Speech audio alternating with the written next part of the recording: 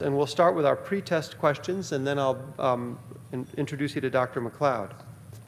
So the first question, I think we're going to do the questions. Oh, that's me. Sorry. Proven therapy for inappropriate sinus tachycardia in young symptomatic adults includes verapamil, diltiazem, sinus node ablation or modification, flecainide, beta blockade.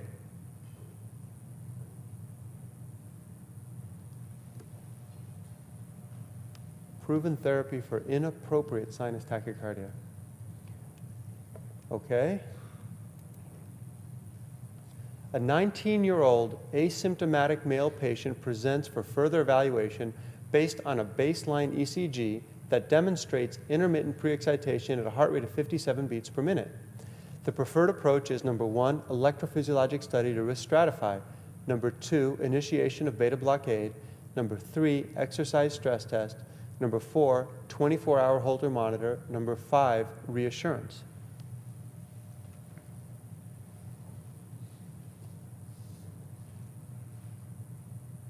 Okay. Great. So it's now a pleasure to invite up my colleague, Dr. Chris McLeod. Chris is co-director of the Electrophysiology Board Review course. He is an invasive electrophysiologist who implants devices, does catheter ablation, and has a special interest in adult congenital heart disease and arrhythmias, and is a rising star in our group, and it's a pleasure to introduce him to you. Chris, thank you. Good morning, everyone. So for the next 35 minutes, we're going to discuss SVTs. As you know, you see these commonly in practice, and these are definitely going to appear on the boards. So just a practical approach to both of those scenarios, how to diagnose them, when to refer to ablation, and then also specifically WPW, which is always testable. Before moving on to the more well-known ones and getting back to that first question, there are some syndromes which are more difficult to define, and I'm not going to spend a lot of any time on the acute syndrome. So the neurocardiogenic vasovagal syncope is going to be covered elsewhere, but there are these chronic syndromes. So inappropriate sinus tachycardia and postural orthostatic tachycardia, these are definitely patients I know you see in practice, and may be testable simply because these are in the realm of an SVT when you're dealing with an inappropriate sinus tachycardia. The important point here to realize is that there is enormous overlap with chronic fatigue syndrome, even some irritable bowel syndrome, and these two scenarios that you see here, these are patients that are generally presenting with something that didn't come on as a single episode. They're coming after a few months of, I've had this symptom of my heart's racing, or it's racing all the time, or only when I stand up, and there really is sometimes a lot of difficulty in dissecting out one versus another. But when faced with sinus tachycardia, though, and especially in the stem of a question, you just need to make sure that you're not dealing with someone who has a low TSH or fever or any other reason for sinus tachycardia being appropriate for that metabolic state. And just to contrast these two syndromes, inappropriate sinus tachycardia here on the left, inappropriate for that physiological need. So often you're going to see the heart rate being greater than 100 beats per minute, and that is a standard definition for this, or a mean greater than 95 beats per minute. But then there is this frequent multi-system involvement as I discussed. And so the same for POTS, but POTS you don't have hypotension, it's just this orthostatic tachycardia that is more common when these patients stand up. And so that's the definition, more than 30 beats per minute or greater than 120 beats per minute within 10 minutes of standing. So you do need a standing test for that patient to be diagnosed and labeled with that diagnosis.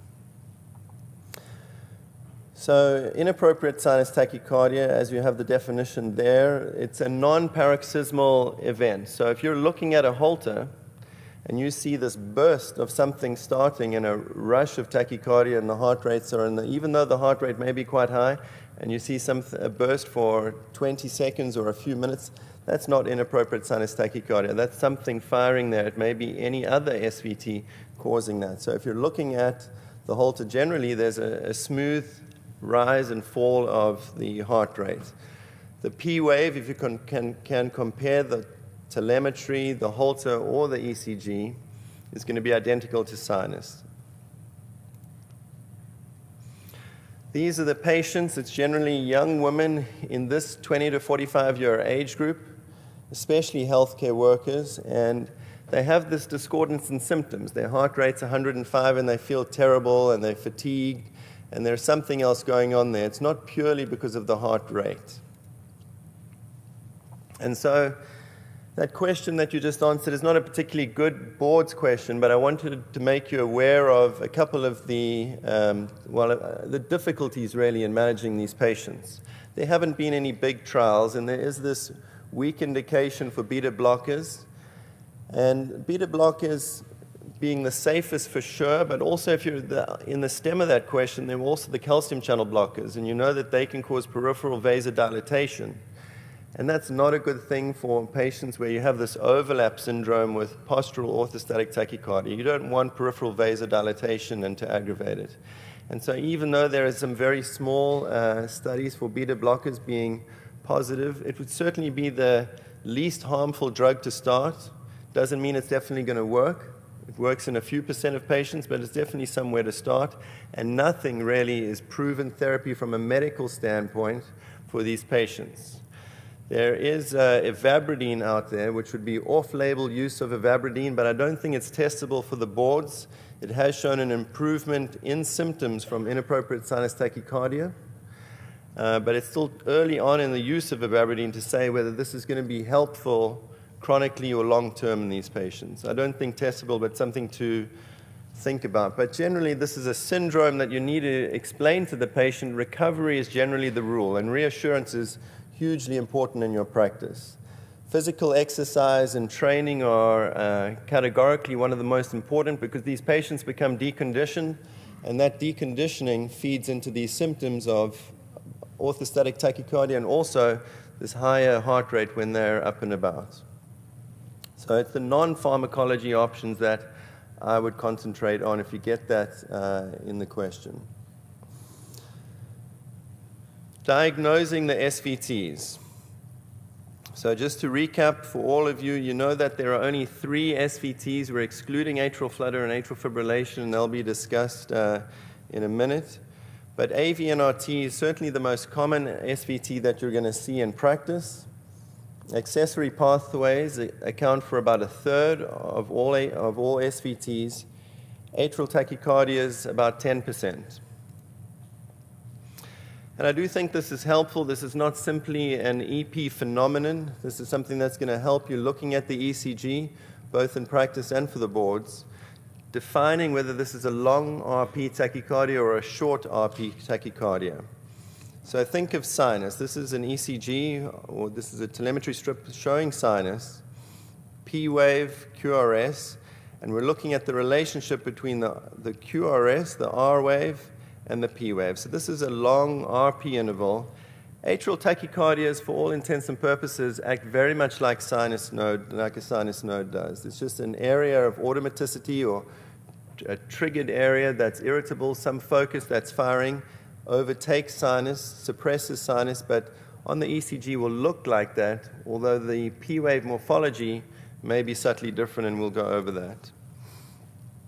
The short RP tachycardias,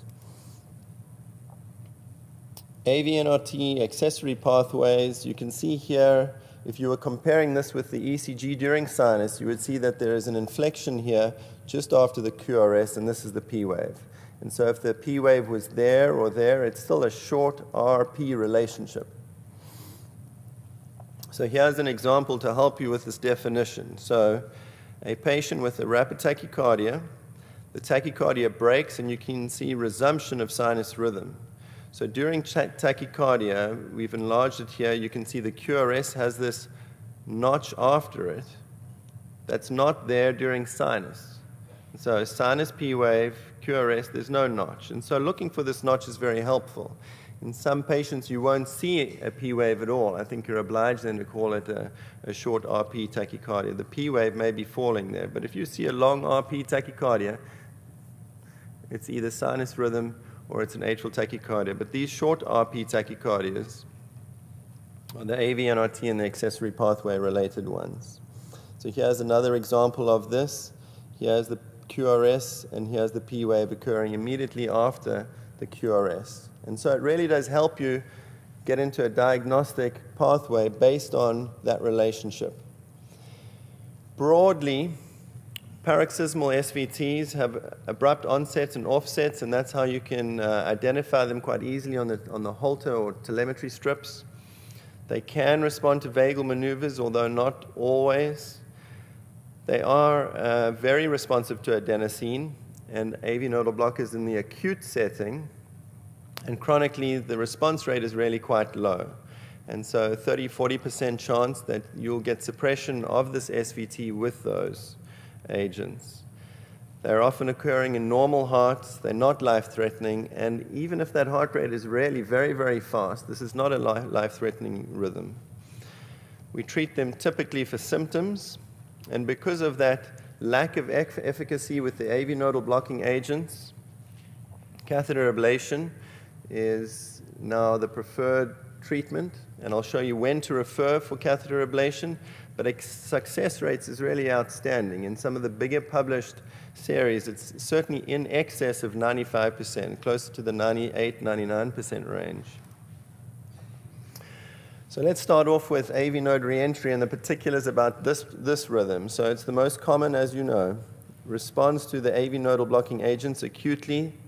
In the ED, you can use intravenous diltiazem. Chronically, there's some response, and adenosine would be your drug of choice when confronted with this emergently. So this is the rhythm itself. This is a postmortem specimen. Here is the AV node sitting between the septal leaflet and the anterior leaflet of the tricuspid valve. And there really is an issue with conduction coming into the AV node, and then another pathway where it exits the AV node, and then it goes straight back in. And you have this reentry occurring in and around the AV node itself, utilizing some portion of the atrium and a small portion of the AV node. So you're activating the AV node, and you're activating the atrium, and at the same time, you're also activating the ventricle.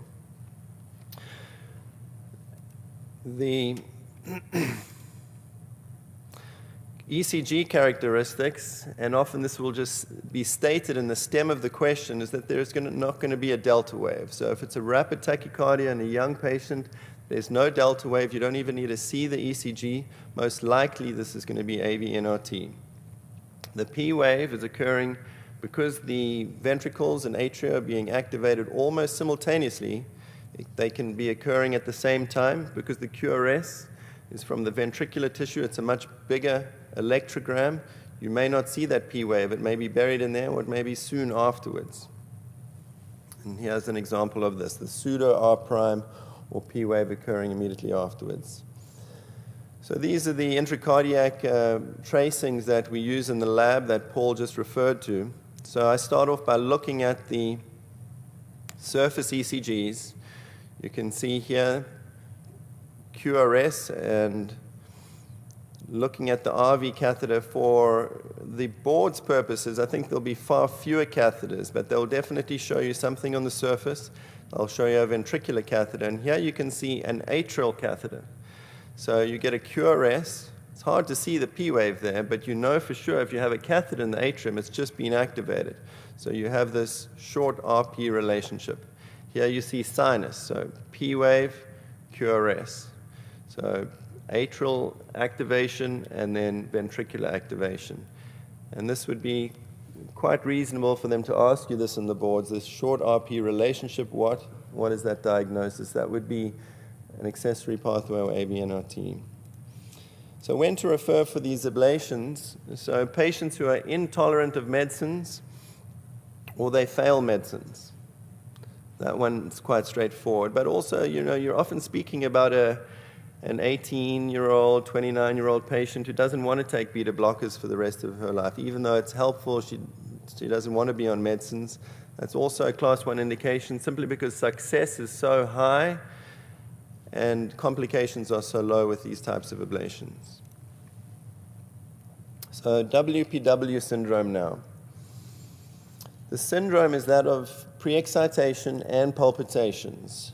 And looking at the ECG, there's a short PR interval because the ventricular activation is not occurring only through the AV node, it's occurring through the accessory pathway. And typically these accessory pathways don't have that decremental conductive property that the AV node has. The AV node slows down the electrical activation to the ventricles so that it can allow for time for blood to fill from the atrium to the ventricle. The accessory pathway doesn't care about that, so it just conducts straight through and you activate the ventricular tissue without that delay. That activation of the ventricular tissue prolongs the QRS because it's not using the rapidly conducting fascicular tissue. It's not using the his Purkinje tissue. Here's an example where before ablation and after ablation you can see the accessory pathway has gone, the PR interval is lengthened, and the delta wave has disappeared. So what's the difference between just an accessory pathway and WPW? WPW, you do have this pre-excitation, this delta wave, because that electrical activation, because that pathway is activated antegrade from atrium to ventricle. Concealed accessory pathways you won't see on the standard ECG. You'll only see them with your intracardiac electrograms in the lab. These pathways only conduct retrograde from the ventricle to the atrium. So they can participate in tachycardia because you can get activation from the atrium to the ventricle and straight back up that accessory pathway and create this reentrant loop. But the ECG itself is normal, so that accessory pathway is concealed, but they can have tachycardia. The degrees of pre-excitation depend on how well that accessory pathway conducts, because if it's conducting very rapidly, you're going to activate more of the ventricle before you get down the AV node. It really is a race or competition through there. Or where that accessory pathway is. If the accessory pathway is right here, then potentially activation from the sinus node will conduct through there and activate a much larger portion of the ventricle, giving you a wider QRS than a left lateral pathway. Why I'm making that point is that this is useful for that patient, probably more in clinical practice than in boards though, where you look at their ECG, you look at their QRS and you think, that's a funny looking QRS. I wonder if that is pre-excited.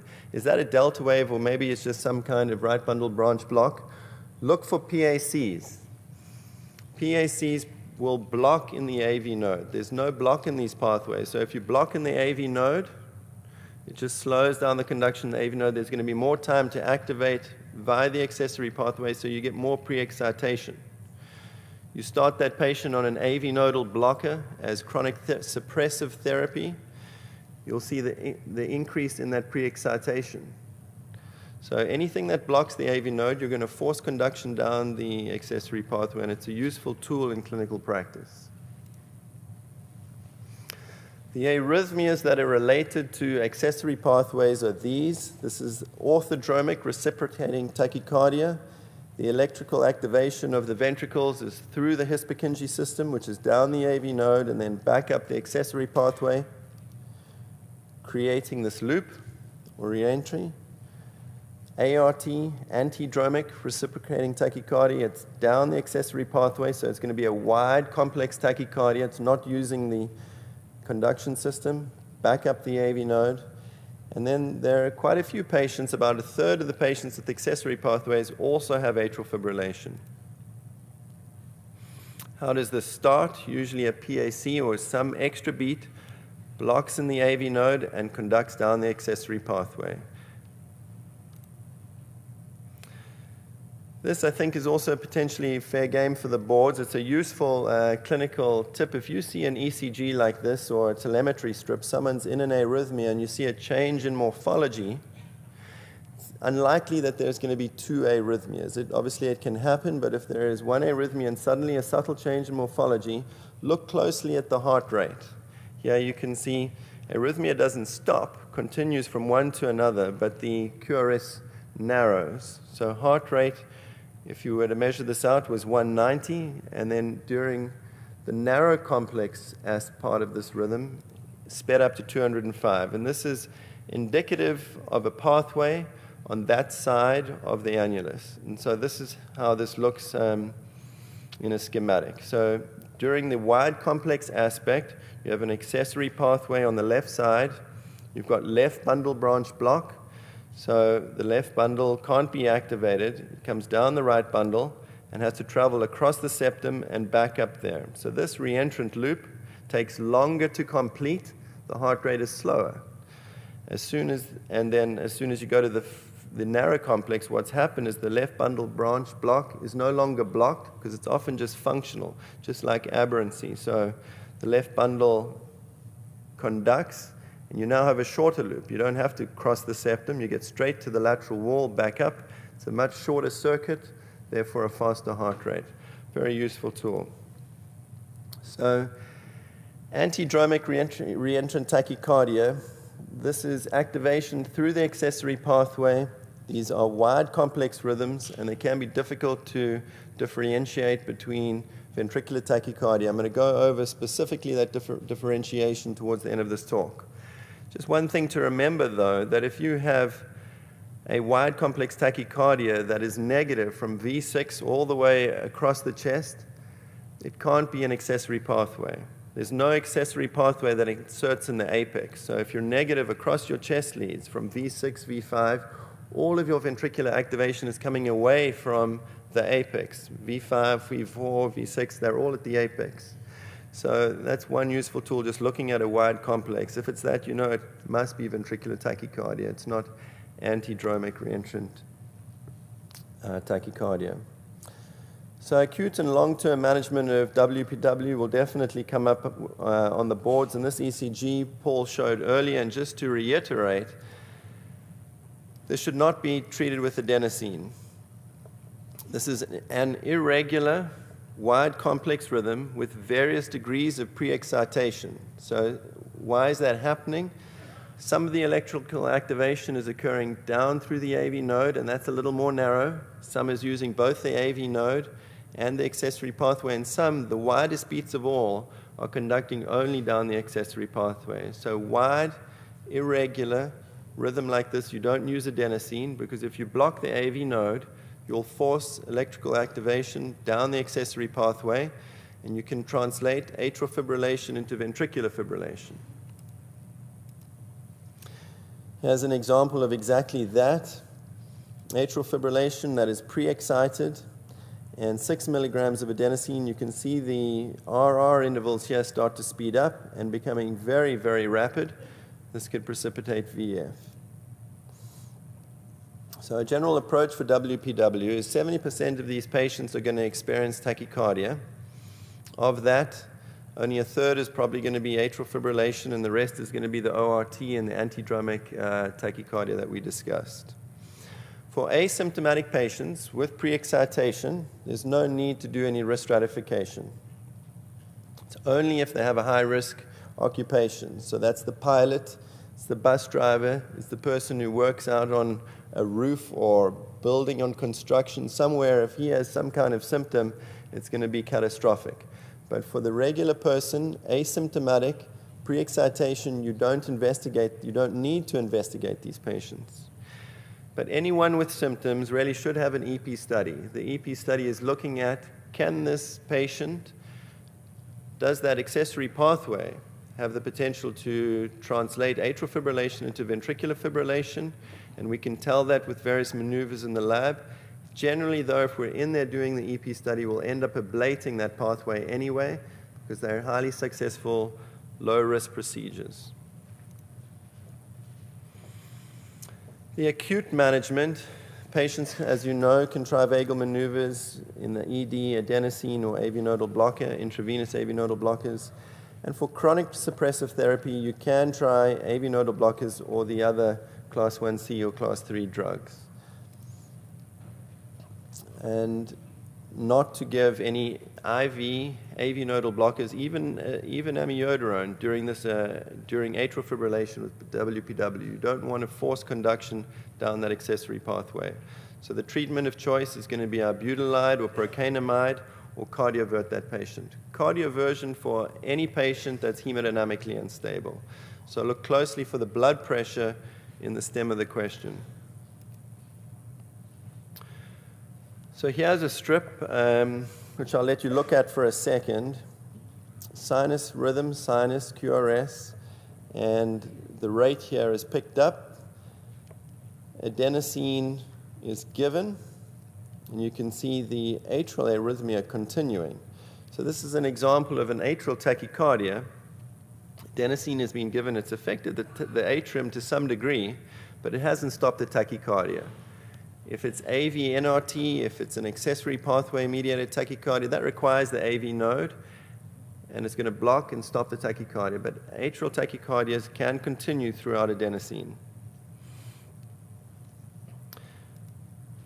So it acts only on the AV node. There are some atrial tachycardias which are sensitive to adenosine, so adenosine itself is not a perfect drug, but certainly for boards, if you give adenosine and it stops the tachycardia, it's going to be AV NRT or WPW. The ECG characteristics, as I said, it's the long RP tachycardia like sinus rhythm, conducts down to the ventricle, so it ends usually with a ventricular beat. And we treat it similarly to the other SVTs. The P-wave morphology is very useful in identifying where the atrial tachycardia is. If you look at sinus, you can see the activation in your inferior leads, which is lead AVF 2 and 3, is going to be positive. All the activation is from high up in the atrium down to the base of the atrium. And these leads on the lateral surface of the heart, 1 and AVL, are also going to be positive. But if you were to have an atrial tachycardia coming from near the annulus or near the AV node, this is going to be reversed. If you have something coming from the left atrium, which is one of the more common sites, so atrial tachycardia is coming from the pulmonary veins, it's going to be negative in these lateral leads 1 and AVL. That's not sinus tachycardia.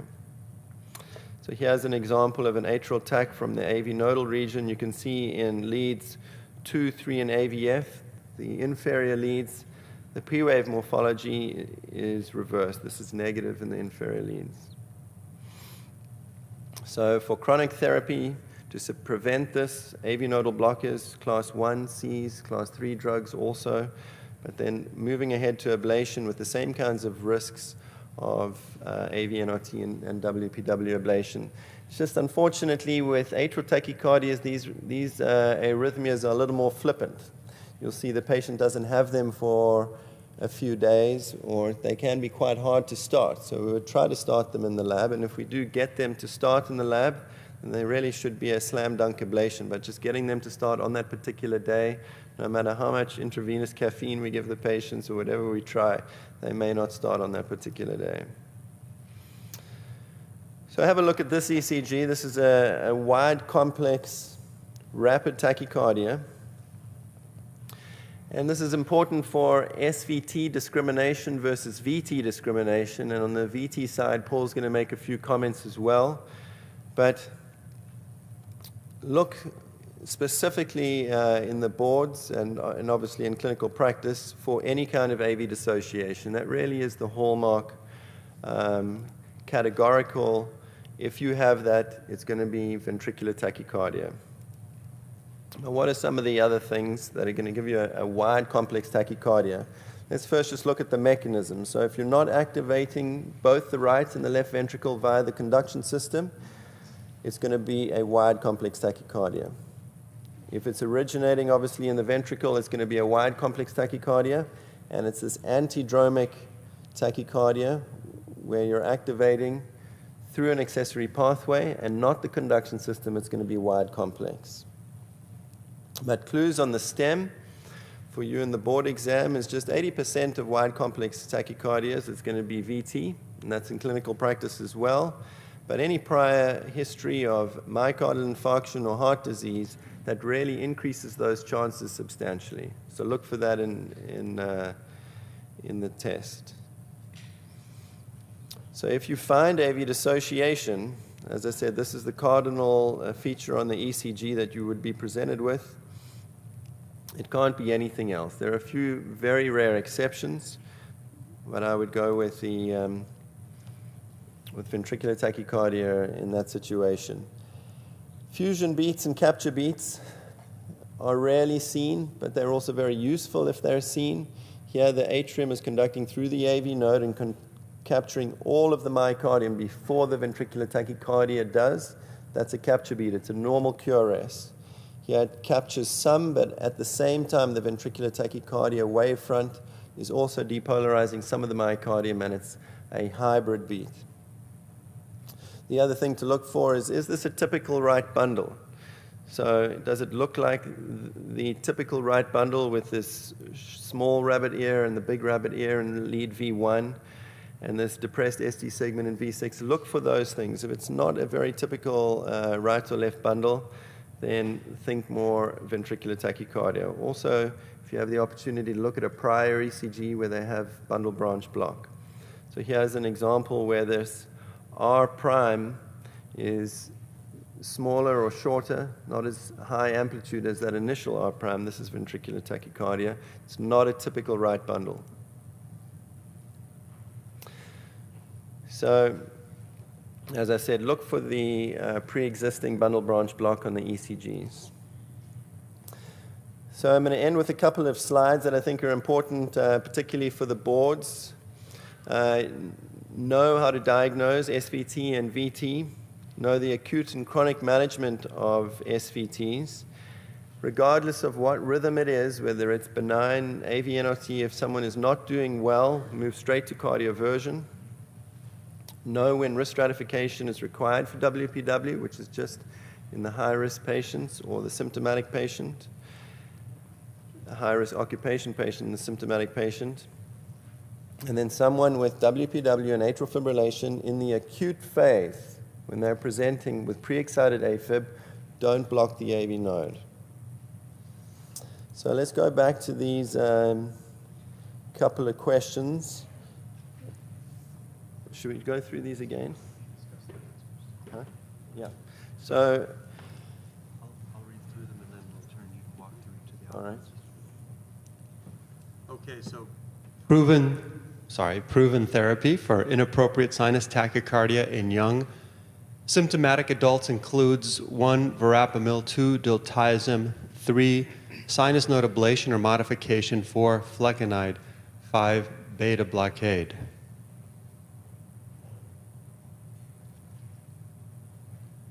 Outstanding. Give yourselves a round of applause. That one, you nailed it. So just to reiterate a couple of things there, just because of that peripheral vasodilatation with the calcium channel antagonist, we would stay away from it. There's really nothing that is really a slam dunk with these patients medication-wise.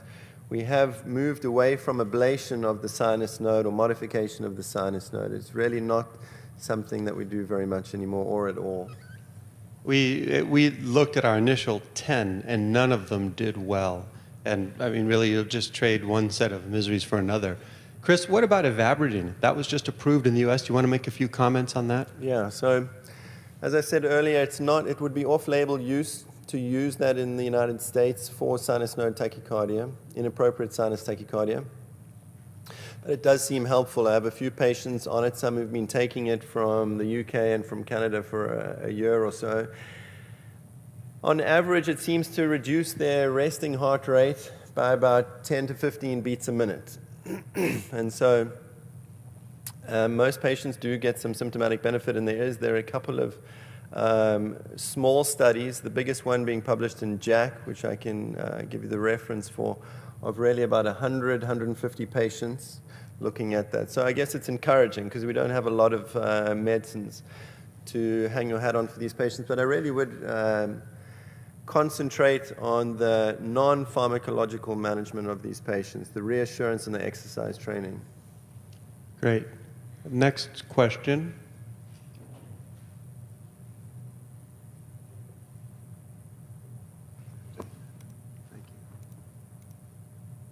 A 19-year-old asymptomatic male patient presents for further evaluation based on a baseline ECG that demonstrates intermittent pre-excitation at a heart rate of 57 beats per minute.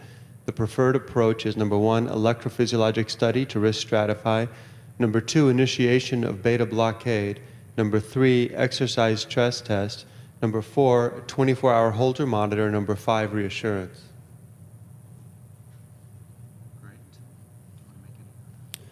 Yeah, I'm surprised you did so well. I forgot to discuss this specifically in the talk. It's a very useful tool looking at the ECG. So if someone has intermittent pre-excitation, it means that accessory pathway just blocks randomly while they're in sinus rhythm. So it can't be a very healthy accessory pathway. It's not a very rapidly conducting or normal pathway that you would worry about. It's not something that would convert or translate atrial fibrillation into ventricular fibrillation. That's really the only thing that you're worried about. So if you see that blocked during sinus rhythm, that is not a very good conducting pathway. It blocks just with sinus rhythm. So it's not going to conduct atrial fibrillation for sure at rapid rates. There was one that... Ablation for SVT currently entails a success rate of around 50%, 70%, 80%, 90%, greater than 95%.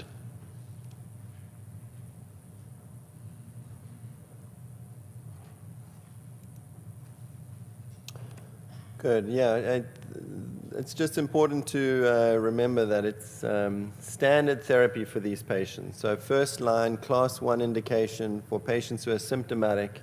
They don't have to fail AV nodal blocking agents to go ahead with this. It's a procedure that's commonly done with low complication rates and outstanding success.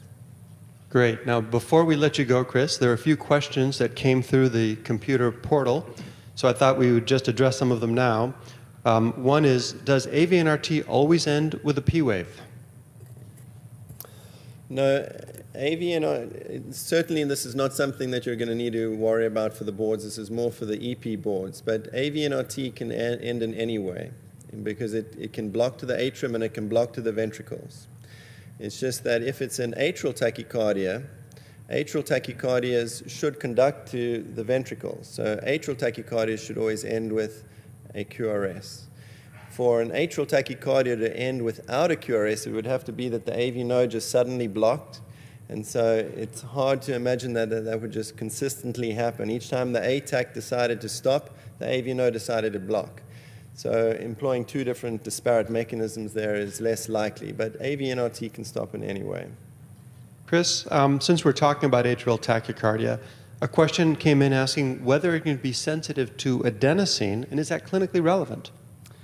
Yeah, I did allude to that a little bit. It's tricky for the boards. You know, if the tachycardia terminates with adenosine, it could be an atrial tachycardia. There are tachycardias in the atrium which are adenosine sensitive. By changing the voltage in the cells, you can block some of them. But I wouldn't make that a take-home point. A take-home point would be if this tachycardia terminates because of adenosine, it's because of its effect on the AV node. And so they're wanting you to diagnose an accessory pathway-mediated tachycardia or AVNRT. It's much less common that you would terminate an atrial tachycardia with adenosine. And then make a few comments about SVT and depressed ventricular function. Can SVT cause your ejection fraction to drop? And then which SVTs would you think about and how would you approach them? Yeah, that's a good one. Any tachycardia that's persistent can cause ventricular dysfunction. It seems if we just look at them one by one, it seems less likely this is going to be the inappropriate sinus tachycardia. I would still put that in this is a benign tachycardia with symptoms that is a syndrome associated with other manifestations. It's just because when that patient goes to sleep, usually the heart rate actually falls.